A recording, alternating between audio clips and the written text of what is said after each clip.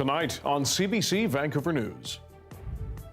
There's only so much a system can handle, and we are stressed. Close to bursting. Overcrowding in Surrey schools has the district considering some drastic changes. Plus, it could be back tomorrow, and it could be how long it takes to get the rock down. Nervous wait. People in dozens of homes in Penticton are forced to leave because of a cracked rock face hanging over them. And grow up. Grow up. Feelings run hot in Harrison as the mayor tries to find out who's criticizing him. This is CBC Vancouver News.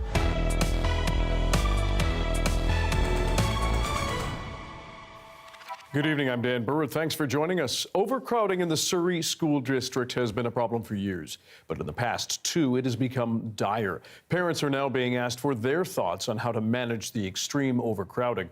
But as Michelle Gassoub reports, the proposed solutions are raising even more concerns for people in the classrooms. Surrey is one of the fastest growing cities in Canada, and its schools have long been overcrowded.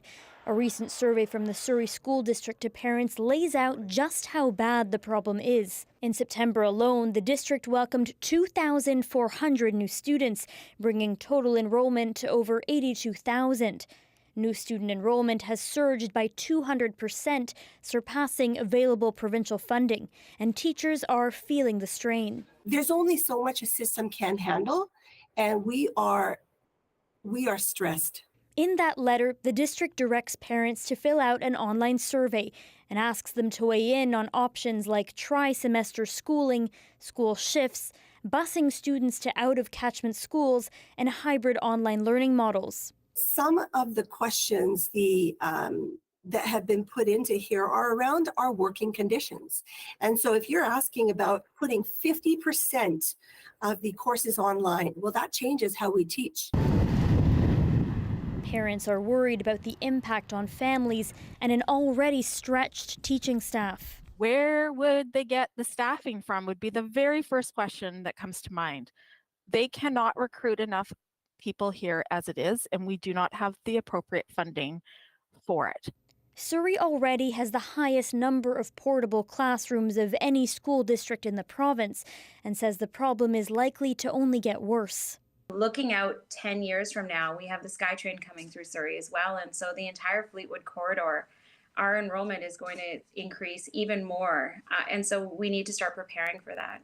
In a statement, the Minister of Education said 2 new elementary schools are under construction and wrote, "I am concerned about some of the options outlined in the survey, but trust that the school district would discuss these options with the ministry before making any decisions." Those in classrooms say what's needed most is funding. Why should we have to completely change education and how we deliver it because we're running out of space? This is a responsibility of the government to step up and do the right thing. A call to anticipate even more students as Surrey continues to grow. Michelle Gassoub, CBC News, Vancouver. 13 more cities and towns in BC will soon be covered by a provincial vacancy and speculation tax. Most of them are in the Okanagan or on Vancouver Island. They include Parksville, Courtenay, and Penticton, among others. The government says the move will help deliver more housing to people living across the province. Homes shouldn't be left empty, and they shouldn't be used as investments for speculators. Homes should be used by people so they can live where they work and where their children go to school. In 2025, residential property owners in these 13 communities will have to declare how they used their properties in 2024. Exemptions will include primary residence, properties with a long-term tenant, and life events like a separation or divorce. Now, the broader rollout of the tax is not welcome news for some. The mayor of Penticton says the provincial government did not consult him, and he argues his community has unique needs. It just feels like the things are being piled on us without any consultation whatsoever. Like I say, we're not against the idea of creating affordable housing, but we'd like to at least be able to plan for what's going to come about and what it's going to look like, and we need to have those discussions about the intended consequences. And 3 construction workers in downtown Vancouver were rushed to hospital this morning after part of the facade of the tower they were working on collapsed, taking with it the scaffolding. Have a look. Vancouver Fire and Rescue says one of the workers was trapped under the debris. It says the men fell about 15 feet to a second-floor balcony. Rescuers had to climb fire truck ladders to reach them before they were all lowered in a box attached to a construction crane. Responders say the 3 suffered non-life-threatening injuries. We had them in clamshells just for precautions and to secure them, various injuries. And so, yeah, one at a time, we used the construction crane and got them off that location down to ground level, into ambulance and off to hospital. It happened at the Butterfly development, a 57-story residential tower being developed by Westbank. Thurlow Street between Nelson and Smythe was closed for part of the day. Vancouver police are looking for witnesses after they say a 34-year-old man was stabbed to death in the downtown east side yesterday afternoon. Police say the victim was found bleeding on the ground in the middle of a busy sidewalk on the south side of Hastings between Columbia and Carroll. That sidewalk is covered by a construction tunnel. Investigators say there are witnesses and they're hoping they will contact police. No one has been arrested yet. About 24 people in Penticton remain out of their homes and nervously waiting. They were told to leave yesterday afternoon when work crews saw a crack in a rock face overhanging the Pleasant Valley Mobile Home Park. Brady Strachan spoke with those ordered to leave.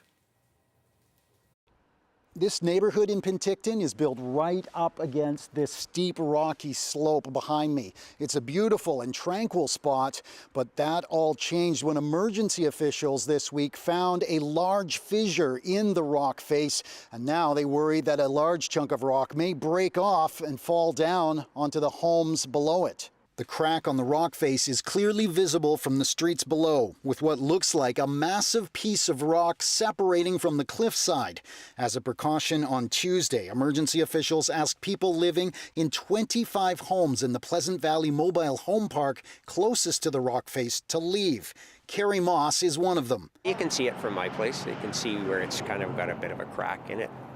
I don't know whether that crack's been there forever or whether it just showed up when they were working up there. He and his neighbors are registering at this evacuation reception center to get vouchers for hotel rooms and meals. On Wednesday afternoon, crews brought in large cement blocks to build up a retaining wall to protect the neighborhood from any falling debris. Emergency Program Coordinator Brittany Siebert says further assessments will determine the next steps. Just know that we are working as fast as we can to get people home. We don't enjoy having people evacuated from their homes, but we do it to ensure the safety of our residents. So as soon as we have information to update, we are trying to provide that update in a timely manner. And once we're able to get people back in, we'll make sure that they get home. And while residents here say this type of emergency is new to them, the South Okanagan has experienced several rock slides this year that have damaged infrastructure and forced other people to leave their homes. We are in the Okanagan Valley where we have had other incidents happen in the region, so this isn't a completely uncommon situation. Officials say they'll know more tomorrow after further assessments of the rock face and hopefully have a timeline when everybody can return home. Brady Strachan, CBC News, Penticton. BC Ferries wants to add 7 new hybrid vessels to its fleet to replace aging ships that are set to retire after this decade. The company has put out a call for shipyards interested in designing and building several diesel battery hybrid ferries. The company says the purchase will be a milestone investment in ships. The first vessel in the new ferry class is expected to be ready for service in 2029. We do expect they will be similar in size to a Spirit-class vessel. We are just at the beginning of the process with that request for expressions of interest. We do still have to get approval from our board of directors as well as the BC Ferry Commissioner, but suffice to say we are planning on having new ships in service in the future. Marshall says the new ships will run on its major routes between Metro Vancouver, the Sunshine Coast, and Vancouver Island. She says the hybrid vessels will be more reliable, pollute less, and be able to run fully electric sometime in the future. Harrison Hot Springs is a small Fraser Valley community, but it has been mired in big problems since the last election. The village of about 2,000 people has seen most of its staff quit and council meetings end after screaming matches. But this week brought the drama to new heights, or perhaps more accurately, new lows, burrowing deep under the surface. Justin McElroy explains. Harrison Hot Springs.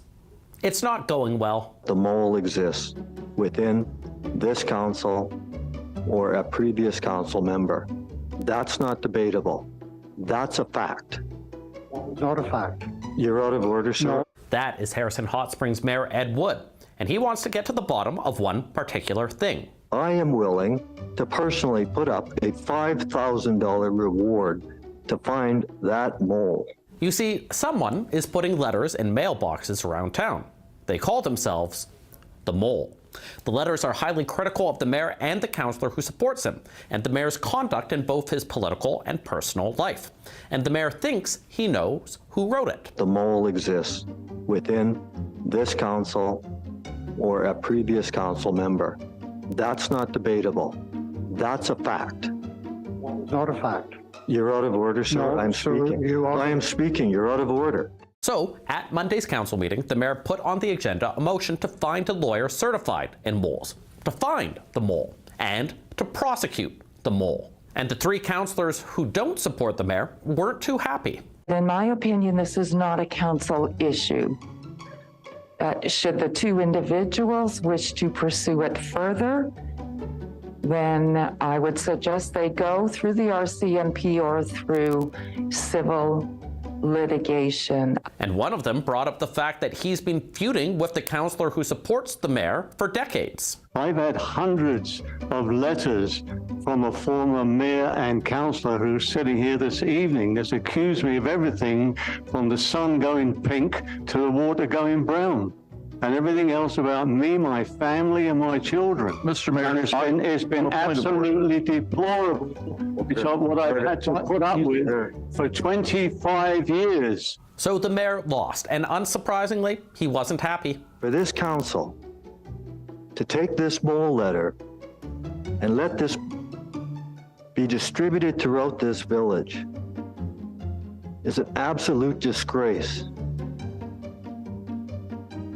Every one of you should be shameful of your actions. Now, by itself, this would be a strange, potentially concerning council meeting, except it follows months of controversies.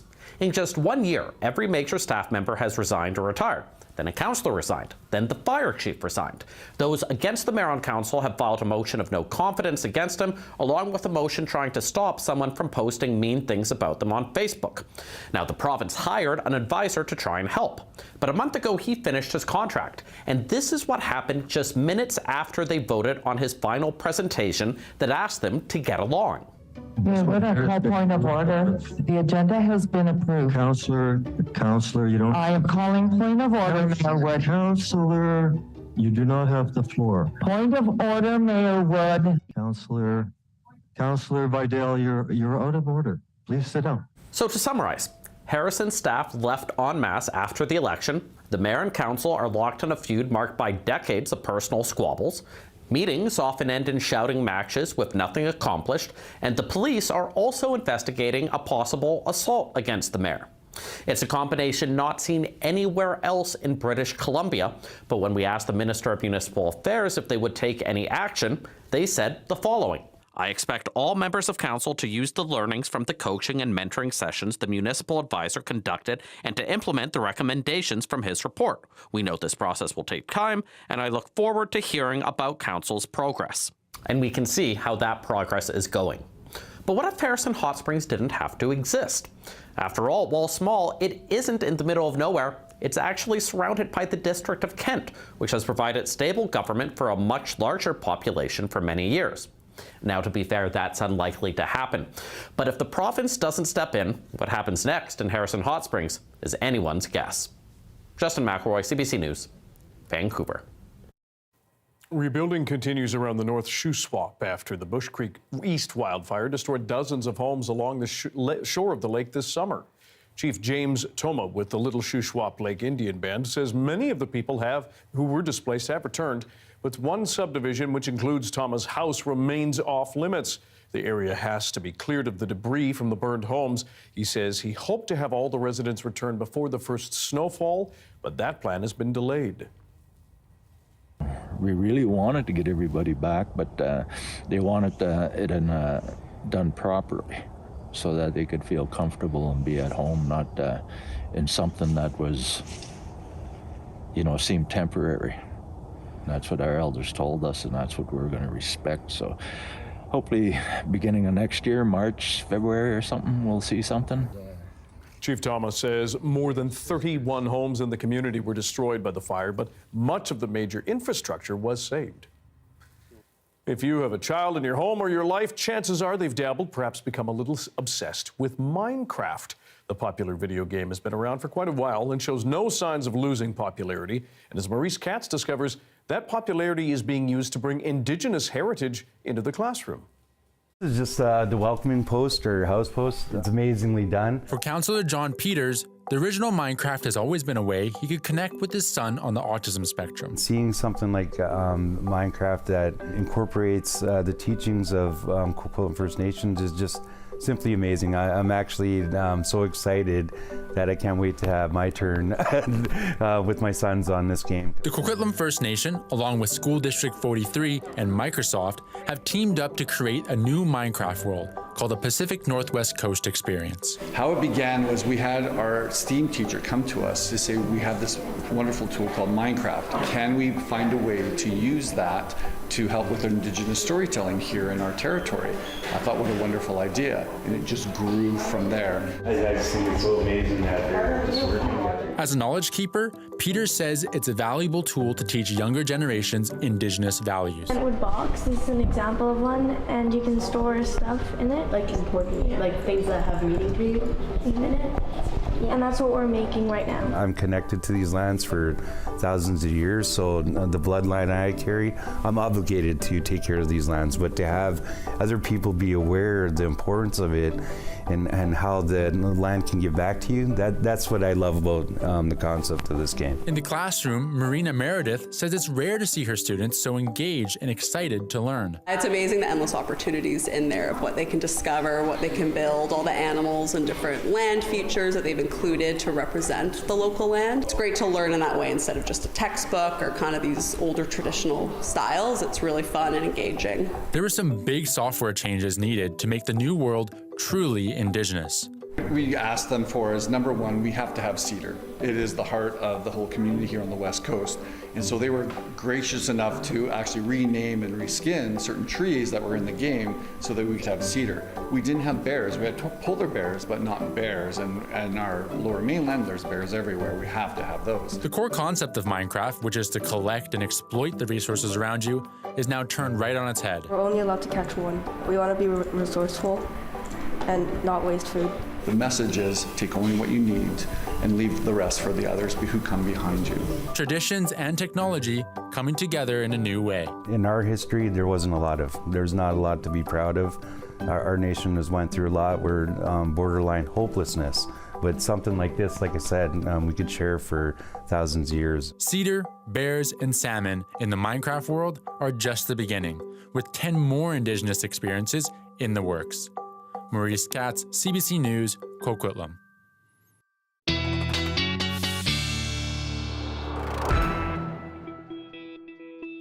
Time for our first glance at the weather province-wide with Darius Madavi. Steady as she goes, it looks like. Yes, that's what it seems like. We did have those showers continue into this morning here in Vancouver a little bit later than we were expecting. They were expected to ease off overnight, but we did see some of those scattered showers continue to pop up further south than we were expecting. But as you can see now, calm across the province. This isn't picking up, but there are a few showers happening over the north coast in Haida Gwaii. But besides that, nothing exciting happening except a few flurries in central BC. And that's going to be the story for the next few days. We have a ridge of high pressure building in over the province that's going to keep pretty much all of BC dry and a little bit cooler than usual, but also sunny over the next few days. If we look at our accumulation map, nothing except the remnants of that system that was passing over the BC-Alberta border, but even that, hardly anything at all coming through. And then you can see that little bit of moisture coming into the north coast. But again, really just trace amounts over the next couple days, but we'll see those scattered showers sort of pop in and out. In terms of temperature, because we have that ridge of high pressure, it's actually, if we're going to get technical, an omega block that's going to stay in place for a long time because of that blocking pattern. Going to mean the temperatures do come down a little bit, become a bit cooler than seasonal over the next few days. But again, here in Vancouver, we have that moderating effect, so it shouldn't be too bad, although the mornings will be a little bit chilly. If we take a look here, you can see that. Tomorrow morning, we do have temperatures. They're a little bit cooler than they have been by the morning. This morning, we were at around 7 degrees by 11, and tomorrow it'll be still quite chilly. All right, Darius, thanks very much. Thanks, Dan. In the downtown east side, a Haisla man is keeping people connected with their home community hundreds of kilometers to the north. One way he does this is through food, because as Wamish Hamilton shows us, keeping people fed is one way to show them they are not forgotten. This is a routine trip to the grocery store for James Harry, one he makes every week. But all this food is not for himself. It's for more than 300 lunches he hands out to hungry people living in Vancouver's downtown east side. You see, this is the fun part, getting ready for our assembly line. It started during the pandemic and hasn't stopped since. It was actually supposed to be a one-time thing. The city has shut down, and we get messages, oh, I heard you guys are doing a lunch. Can we help? I said, yeah, sure. So we decided to do another week. It started small 3 years ago. Food lines closed, and many shelters stopped inviting people in to eat, leaving the hungry with fewer places to turn. That first night, Harry says he and his wife Janet made 12 salmon sandwiches. Their effort made a difference and grew into the All Nations Outreach Society, which now runs the program. To keep it going, funding comes from several First Nations and from private donors. Next thing you know, we went from 10 volunteers and we're up to sometimes up to 30. It's amazing and overwhelming, and you know how everybody finds a way to contribute to help feed our relatives in the downtown east side. For Harry, who is Haisla, feeding people is personal. Feeding his relations is meaningful. Special prayers for everybody who's taking part, preparing to fundraising, all in the hopes that whoever receives this feels the love, and hopefully it kickstarts the healing journey. Even though there's food lines on almost on every block, you know, you'll hear that this is my first meal in 3-4 days. Yep. Hey, man, want lunch? Good job. He looks for his own people on these streets, working with the Haisla Nation to serve its urban members, offering help, encouraging treatment. He says he's even driven people home to Kitimat Village. And I always mention that familiar face from home it's priceless down here, right? You get your own nation, your own family coming to look for you. It's a good feeling. You guys want lunch? He knows this because he was once in need of that help himself. When you were in these alleys back then, struggling with addiction, do you remember any Indigenous people coming down and handing out meals? No. Would you like a lunch? All right, safe. What were your addictions, if you don't mind me asking? It was crack cocaine, alcohol. That first hit, you know, it had me. I was a slave for the next 14 years. Majority of my adult life was basically a slave. Harry is now 9 years sober, and he said he's had so many close calls during those dark years that he wonders why he's still here. This elder goes, it's obvious creators kept you here for a reason. You got to find out what that reason is. So what's your purpose? And when I was given this position from Haisla Nation, I knew this is why Creator kept me here. I haven't seen you for a while. How are you? Good. Everything okay? Yeah. Thank you. Okay. Be safe, all right? This is our hope of the All Nations Outreach Society is, you know, we can let them know that we're here. All right, be safe. You're the best. Thank you. All right, be safe. Would you like a lunch? Harry is finished for the day, but he'll keep coming back, handing out care and culture wrapped inside brown paper lunch bags to people he never forgets, where so many feel forgotten. Wamish Hamilton, CBC News, Vancouver. After the break, scientists say climate change is making fish smaller. Our science specialist Darius Madavi will tell us why right after this.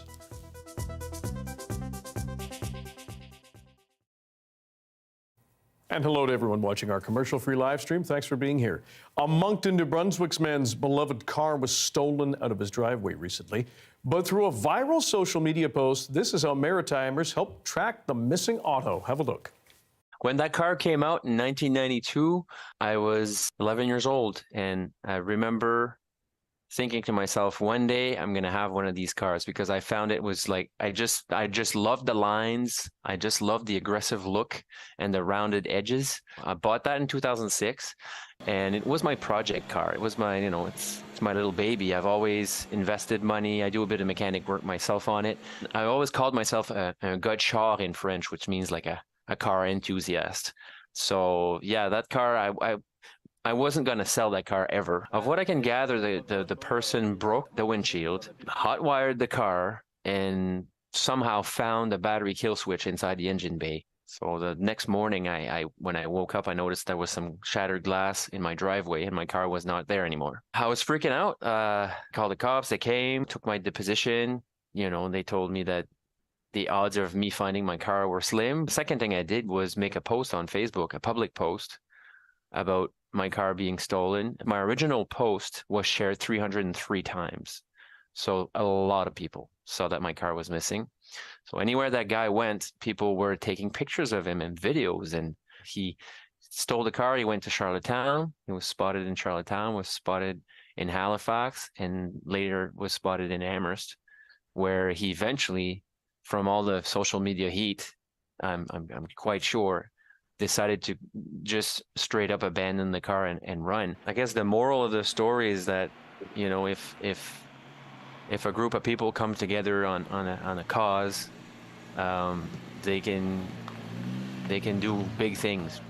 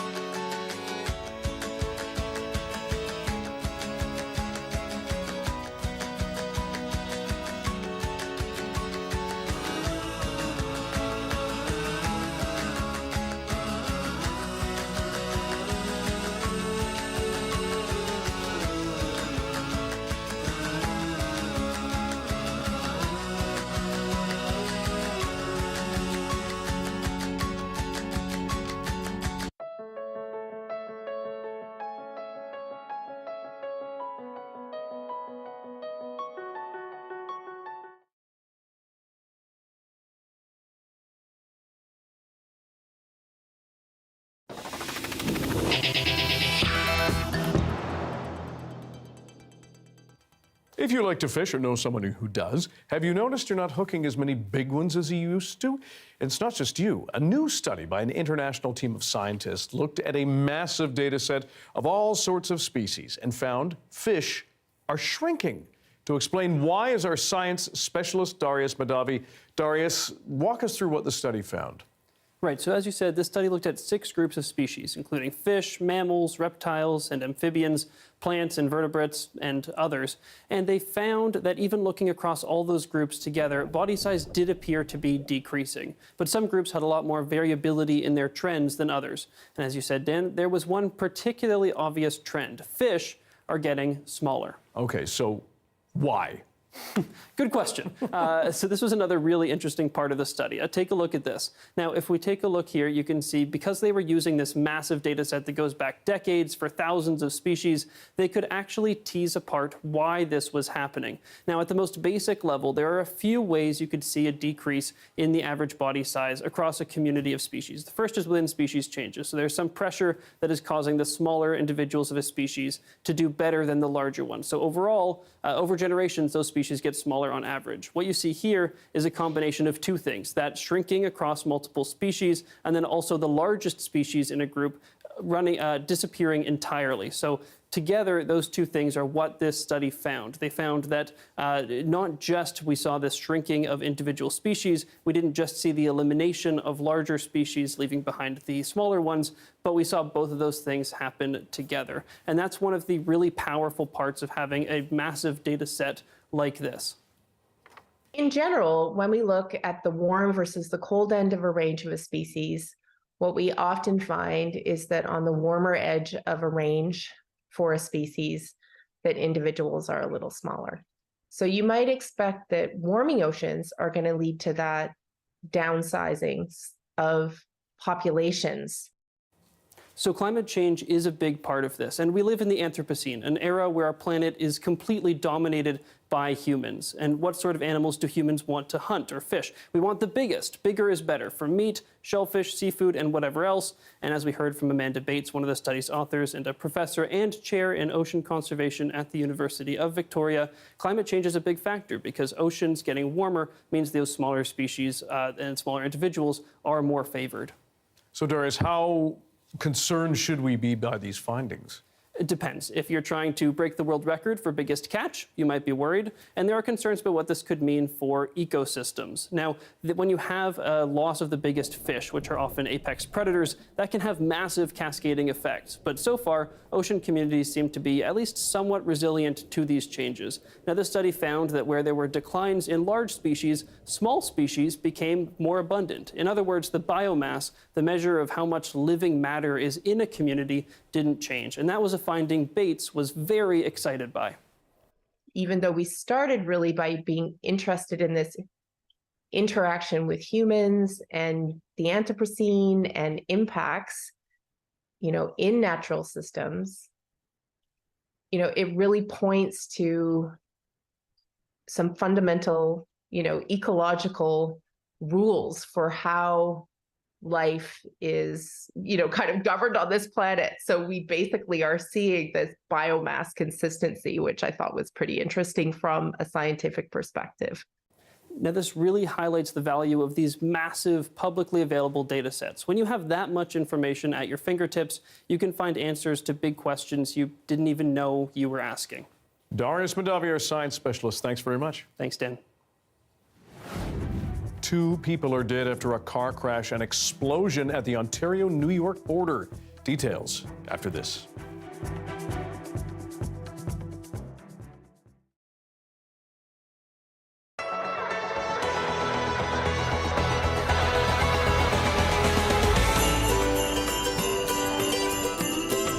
This has come together in the last couple of days, and I'm so excited to see it on the wall.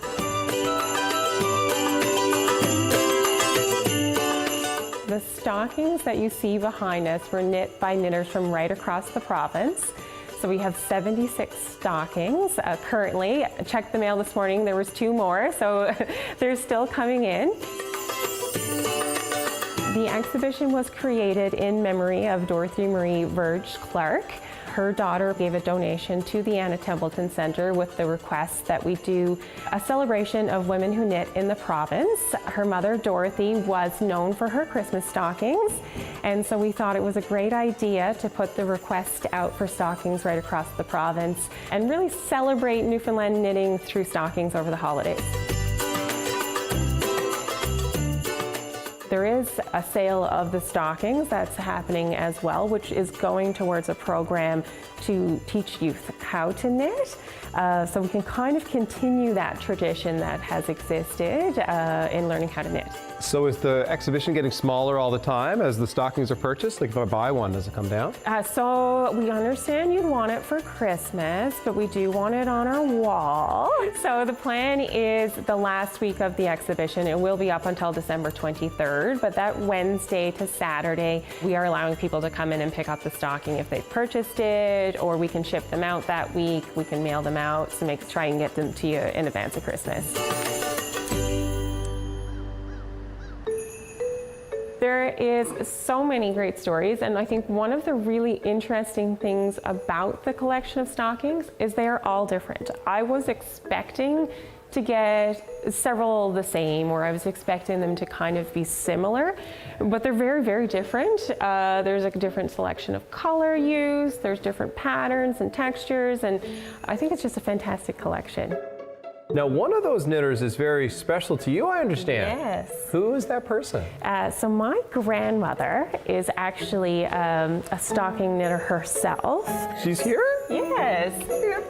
Come over. Hi, Betty. So nice to meet you. You too. That is the Newfoundland penguin that I put in the Christmas stocking. I grafted and I did it. I do a variety of stockings, and that's just one of them. Now, what do you think of some of the other stockings here in this show? I think they're absolutely beautiful. And the story and the history behind them, I'm sure it's beautiful. The stocking exhibition will be on display Wednesday to Sunday from 10 to 4 at the Artisan Studios in the Kitty-Vitty Village. It will be up and available to view as well during our Merrymakers Markets, which is every Saturday and Sunday, leading up to Christmas now as well, starting off with this weekend.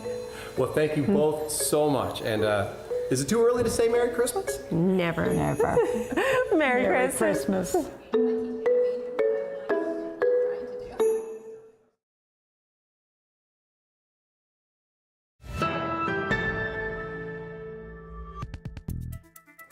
A stunning crash on the Rainbow Bridge that connects Ontario and New York has killed 2 people. It caused an explosion which led to the closure of 4 area bridge border crossings. As Thomas Dagla shows us, authorities wanted to be sure to rule out terrorism, especially ahead of the American Thanksgiving long weekend. On a busy travel day at the U.S. border, a car is seen in the distance speeding near a checkpoint, hitting an obstacle, then flying. The impact igniting a fireball so big, emergency responders feared it was a deliberate attack. Could have possibly been a car bomb. I see debris scattered all over the place. In that charred vehicle, investigators found 2 bodies, including that of a local New Yorker. A U.S. border officer suffered minor injuries. The FBI's Joint Terrorism Task Force sprung into action. While in Canada, the Prime Minister was briefed, leading to an abrupt departure from question period. I will have to excuse myself now to go get further updates. Then New York's governor answered the question so many were asking. There is no sign of terrorist activity with respect to this crash. Local authorities later said it all proved to be a tragic accident. The chaos leaving witnesses rattled. I've never seen anything like this. It was just incredible. The fire was so high up in the air. I was right there in the border security building when the explosion happened, and the whole building shook. The incident forced travelers to scramble the day before U.S. Thanksgiving as the Rainbow Bridge and 3 other border crossings abruptly shuttered. Khalil Ghazi drove to Ontario intending to buy just a car part, then go back to New York. The border is closed. I don't know what to do. Literally, I'm calling everyone. Aaron Beatty's wife recorded this video showing heavy smoke just as the border closed. All my stuff's over with her on the other side. I don't know what I'll do. Within hours, the 3 other nearby crossings reopened. At the Rainbow Bridge, investigators will continue combing through all that evidence, wondering what led to this sudden, high-speed dash and the fiery scene that followed.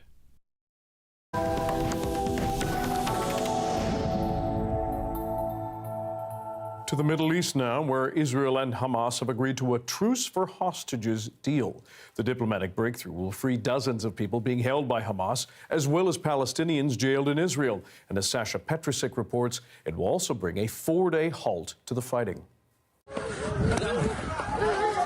For all the talk of a peaceful pause, there's none of that yet in Gaza. 4 rockets fired at us, he says. Israel doesn't want a truce. But even as Israeli airstrikes continue to pound what's left of Gaza in search of Hamas militants, it says, even as Palestinians open mass graves because all their cemeteries are full, and Israelis bury a young soldier killed yesterday, Today, there is a small glimmer of hope, especially among the families of some 240 kidnapped Israelis. An agreement to stop fighting for 4 days, while 50 hostages held by Hamas are traded for 150 Palestinians in Israeli jails. A hope that Cherie Beavis and her 2 boys will be among the women and children released from Gaza. But it's tempered by uncertainty, says Beavis's cousin, Isat. I don't know what kind of children will come back to us. The trauma, what they saw. In Gaza, where residents scramble for every bottle of water, there is optimism that a few days' truce might ease shortages by allowing in the hundreds of aid trucks waiting. Not enough, says the head of UNICEF, pointing at the thousands of children killed. For children to survive, for humanitarian workers to stay and effectively deliver, humanitarian pauses are simply not enough. UNICEF is calling for an urgent humanitarian ceasefire to immediately put a stop to this carnage. We hope that the 4-day truce announced can be extended. At the UN Security Council, countries lined up to urge Israel and Hamas to keep talking. But make no mistake, as soon as the pause ends, we will continue striving towards our goals with full force. For many in Gaza, the pause comes just too late. But for others, it may be a very brief suspension of suffering. Sasha Petrusik, CBC News, Toronto. The United States has issued a warning to India after the U.S. reportedly thwarted a plan to kill a Sikh separatist on American soil. As Ashley Burke explains, it's similar to Canada's dispute with India over an alleged murder plot in Surrey. This is Gurpatwan Singh Panu, and I'm here right here in London. This is the Sikh separatist allegedly targeted in an assassination plot. The Financial Times reporting the U.S. thwarted an attempt to kill Gurpatwan Singh Panu and accuses India's government of playing a role. The White House says we are treating this issue with utmost seriousness, and it has been raised by the U.S. government with the Indian government, including at the most senior levels. We have been working closely with our allies, including the Americans, since the middle of the summer. In June, Canadian Sikh activist Hardeep Singh Nijjar was shot and killed in British Columbia. He knew Panu. In September, Trudeau made a serious claim in the House, saying Canadian security agencies were pursuing credible allegations of a potential link between agents of the government of India and the killing of a Canadian citizen, Hardeep Singh Nijjar. India has called Canada's allegations absurd. These allegations were raised by Prime Minister Trudeau with Prime Minister, and Prime Minister rejected them. But in stark contrast, isn't rejecting the U.S. claims. India's government says it takes the allegations seriously, and it's already being examined by relevant departments. I think it would be harder now for New Delhi to dismiss allegations that Canada has made in light of the allegations that the U.S. has shared with India. During a virtual G20 leader summit Wednesday with India's Prime Minister, Trudeau said he addressed it. I re-emphasize how important it is to abide by the rule of law and to engage constructively with each other when we have issues of concern. In a statement, Panu said this foiled attempt on his life is a threat to American sovereignty, and he'll let the U.S. government respond to it. Ashley Burke, CBC News, Ottawa. A popular holiday recipe on CBC Daybreak South's Facebook page got lost because of Meta's news ban. That disappointed many listeners, but after the break, we have an updated recipe for you. And it's personal. Stick around.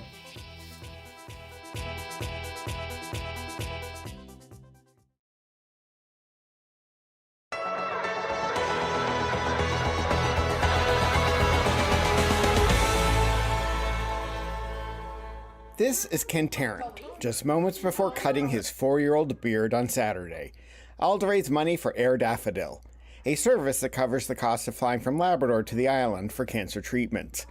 His cousin and niece raised the most money, so they earned the right to banish his beard. Well, if you've seen the beard, I'm really motivated to get rid of it. So, but it's a really good cause because people from Labrador have, we've been paying a lot of money to get out of here. And when people get sick, the money just don't go far enough. So, yeah, that's my motivation. Air Daffodil is a great organization. And what was Terrence Niece's thoughts on the beard? It's funny, but it's going to be funnier to cut it off, too. Abby, you excited to see the beard go? I don't know. You ready? And be gentle, please. I'm going to take this much first. Okay. And I'm just going to go in and go. Wait, it's so satisfying. Oh, yeah. That's an intimidating noise. Oh, no. How does Kent feel about being beardless?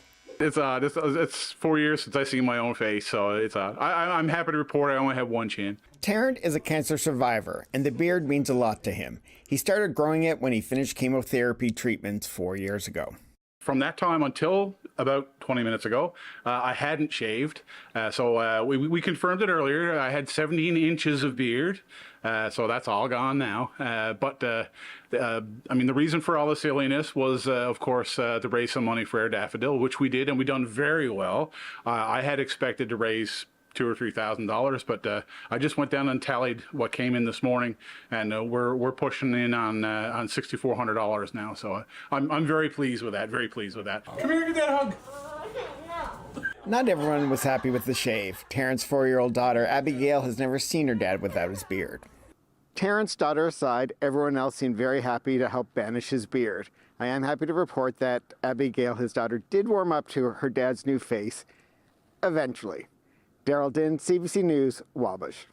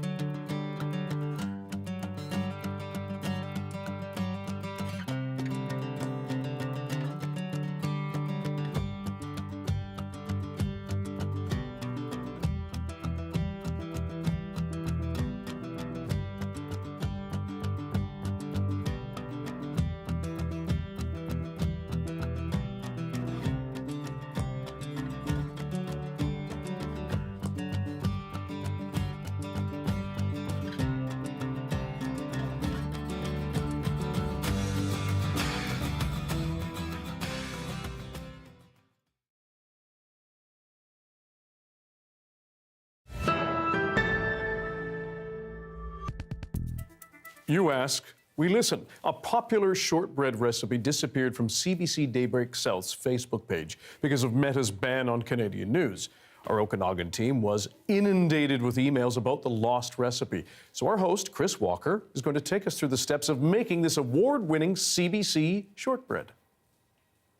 10 or 11 years ago, our local CBC station held a shortbread contest, and we had people send us recipes from all over southern BC, their family's favorite shortbread recipes, and I baked about 10 or 15 of the finalists, and this was the winner. It comes from Sandy French in West Kelowna.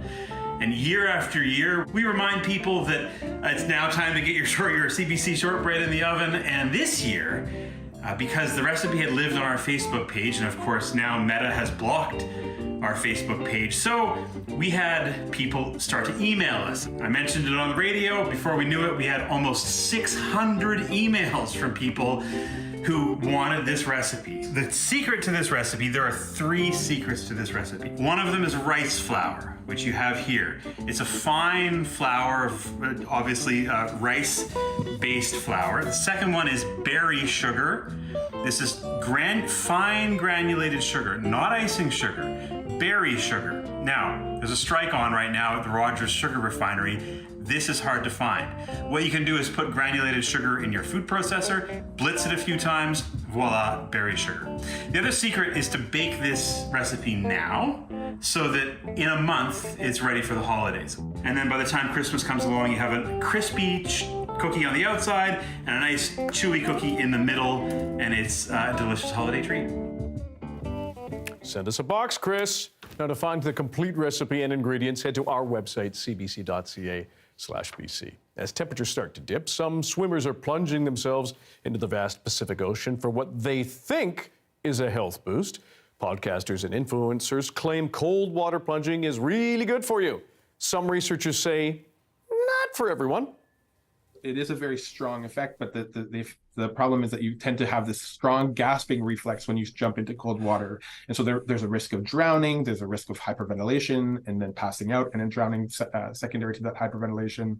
And then for those who have, cardiac conditions, whether they are aware of it or whether it's familial and they're not aware of it, they're at a very high risk as well. So don't plunge alone and talk to a doctor before you do it. Darius Madavi, do you plunge? I went in Lake Superior last spring. Okay. I've been in the other Great Lakes. It would be fine. It was so cold. I had trouble getting back out again. But here you stand. What a survivor. And you have a little mic trouble. That's okay. This is what happens in live TV, folks. Live there video. We go. Boom. Now you can hear me. He's back. Yeah, and he survived you're the plunge into Lake Superior. Yes, just barely, but I did. Yes. What about you, Dan? Once? I mean, this is when I was like in my early 20s, about 3 years ago. Yeah, it was quite something. Love it. Okay, let's turn and talk about the weather now, what little weather there is. It's not a super exciting forecast. We can talk about the pressure, and you can see this in blue is the high pressure. And notice there's only blue. It's not until Sunday we start to see that ridge a little bit weaken and break down, and we see another low pressure system maybe work its way in, but being 4 or 5 days away from that, it's hard to say whether that will actually come to pass. Now, what does it mean that we have this omega block, this ridge of high pressure over the province? It means no precipitation whatsoever, except a few scattered showers coming from the north coast, but even there, very little at all, maybe a little bit of snowfall coming down the BC-Alberta border, but really nothing exciting whatsoever. What about winds? Nope, no winds either. We have a little bit on some of the parts of the coast, but even the gusts below 20, 30 kilometers per hour, nothing exciting there. There's really not much to talk about. If you want to talk about something, we could talk about the drought. That lack of rainfall could be bad news. For many places that we're experiencing very much below average rainfall over the summer and the beginning half of the year, the fall has been a little bit wetter, especially here in Vancouver and Victoria for the south coast, much of the south coast. But having a week in the fall with absolutely no rain whatsoever maybe means that the underlying drought conditions that are still lying in wait underground could be a problem. Temperatures, we looked before at the highs coming down a few degrees. We could have some chilly nights ahead, so be on the lookout for that as we get down into the negatives, even here in Vancouver over the next couple nights. And then really it's just sun is really the big weather story over the next few days. We get a little bit of cloud in a few places, but even that should be clearing up over the next few days as that ridge really takes hold, that bit of moisture streaming into the coast. But again, just scattered showers for the most part. Even there, we're seeing sunshine. And here is our forecast. Not really a fall one. It's maybe more like summer, but consistent. Well, not warm like summer. Not warm like summer, but sunny like summer. Indeed. Thank you. Thanks. You can find them in many grocery stores and other shops across Canada. But self-checkout lanes have gotten decidedly mixed reviews from shoppers. Now, as Sophia Harris reports, some businesses are ripping them out. This Canadian Tire in North Bay, Ontario, is bucking a big box store trend. In July, it opened more cashier lanes and ditched its self-checkouts. It just felt like it was time to get rid of them. The store's general manager says the machines just weren't a good fit. Canadian Tires carry so many big products, whether it's snow blowers, gazebos, generators, don't really lend themselves to self-checkouts. Many customers seem to agree. I'm happy to see that their self-checkouts are gone. I prefer this just because I like the contact with person to person. Several other stores have also recently removed their self-checkouts, including this Toronto area Canadian Tire and 3 Walmarts in Albuquerque, New Mexico. Never mind. And Booth's supermarket chain in England is phasing out the machines in nearly all of its stores. They've complained before when we did have the self-service checkouts that they didn't like them, so I think they like the one-to-one bit of it and being able to talk to a person. This shopper has another reason. The main thing is the jobs for young people in the future. Computers are taking away too many jobs. Self-checkout started gaining prominence about a decade ago, a way for retailers to cut labor costs and speed up the checkout process. But some problems have persisted. A lot of people resented the move to self-checkout, feeling like they're told to do their own work. There are also technical hurdles, like figuring out how to scan produce with no barcodes. And then there's the downside risk. The theft is a big issue, and it's just that there's so many ways you can game the system. A new survey polled 2,000 American shoppers. 15% admitted to stealing at self-checkout. 21% said they've accidentally taken an item without scanning it. That's an awful lot of people who are walking away from self-checkout without paying for stuff that they should be paying for. But this analyst says there's good reason why self-checkout isn't going away. It's popular with many shoppers, including some at this big box strip mall. I love it. It's very effective, and it just lets me just do my thing. It's just really convenient for people such as myself and others that are just quickly on the go, know exactly what they need. So the self-checkout debate continues, with both customers and stores taking sides. Sophia Harris, CBC News, Toronto. After the break, we get a look at a new Indigenous-run store in Kamloops, inspiring creativity and healing. You'll want to see this.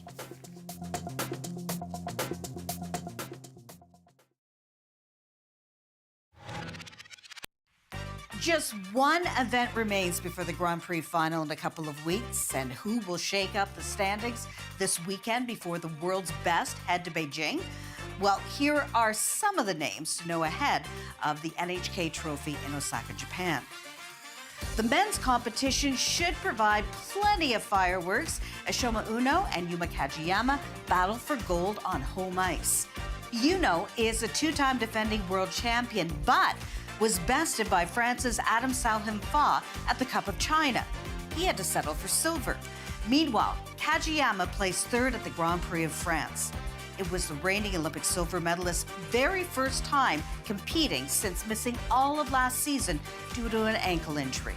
Both Uno and Kajiyama will need strong showings in Osaka to ensure they advance to December's final. Vancouver's Wesley Chu, coming off a 7th place finish at Skate Canada, he will also hit the ice in Japan. Now in ice dance, Canada's Marie-Jeanne Loriot and Roman Lagac find themselves in a very deep field. The Canadians finished 5th at the Grand Prix of France this season. They'll be competing against Italy's Charline Guinard and Marco Fabri once again.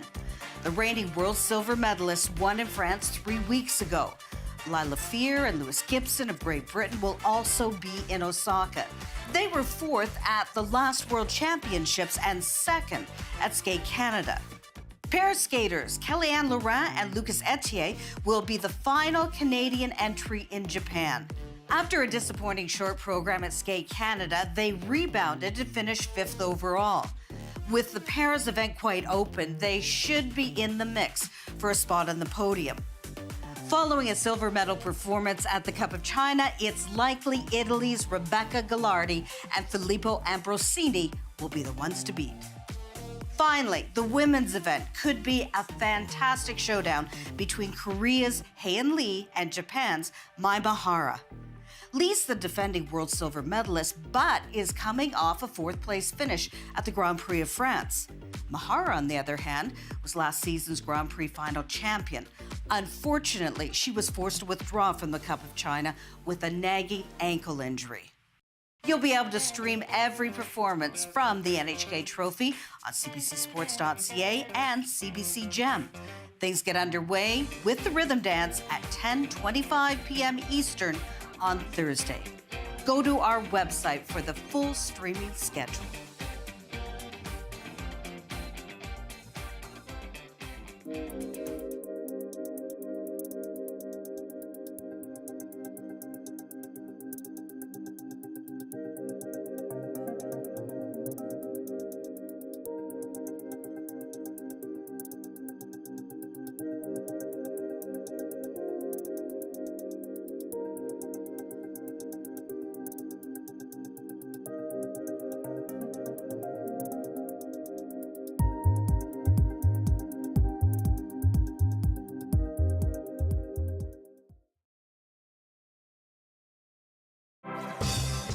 Hi, I'm Amy Bell, and here's what's in your CBC Vancouver inbox. On December 1st, join us for CBC British Columbia's annual Food Bank Day for a special day of broadcasts. The event is a yearly tradition for many, and we're bringing you a new edition of CBC's Food Bank Day that you can watch and stream live on CBC Gem and cbc.ca/BC. Make the season kind and donate at cbc.ca/foodbankday.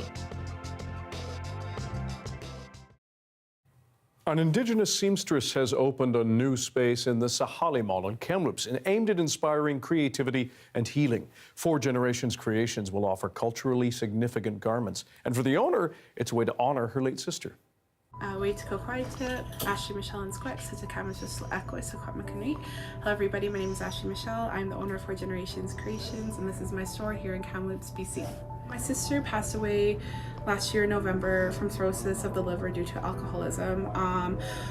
Unfortunately, it's been pretty tough on our family and myself. It just shows that, you know, intergenerational trauma is still alive and well in our communities. And I remember, you know, just thinking of the times me and my sister were together, and one of those conversations, one of those nights, my sister really wanted to, you know, be able to have her own bead wall one day, and she wanted to be able to allow people access to beads and supplies like that, just so that, you know, creating is healing to us, maybe creating is healing to other people as well. So I just wanted to carry on, you know, her ideas and all of that behind that, and create a bead wall in honor and memorial of my sister. Thanks for being with us tonight on CBC Vancouver News at 6. You can watch this newscast on CBC Gem, our free app, and on YouTube, as well as our website, cbc.ca/BC. I will have your next local news at 11 o'clock, right after the National. See you then.